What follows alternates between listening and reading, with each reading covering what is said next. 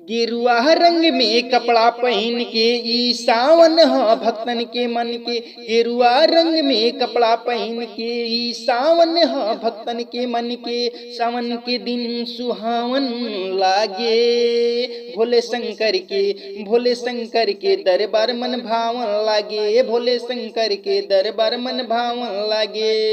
बोलबम के नारा गूंजे सावन में सब जगह भोले बाबा और गावन में। बोलबम के नारा गूंजे सावन में सब जगह भोले बाबा और गावन में। बाबा के भक्त के भजन गावे पूजन कैला से दुख दूर पावे। बाबा के भक्त के भजन गावे पूजन कैला से दुख दूर पावे। लंगड़ों के बाबा मन लागे भोले शंकर के दरबार मन भावन लागे। भोले शंकर के दरबार मन भावन लगे। गेरुआ रंग में कपड़ा पहन के ई सावन ह भक्तन के मन के। गेरुआ रंग में कपड़ा पहन के ई सावन ह भक्तन के मन के। सावन के दिन सुहावन लागे भोले शंकर के दरबार मन भावन लागे। भोले शंकर के दरबार मन भावन लागे।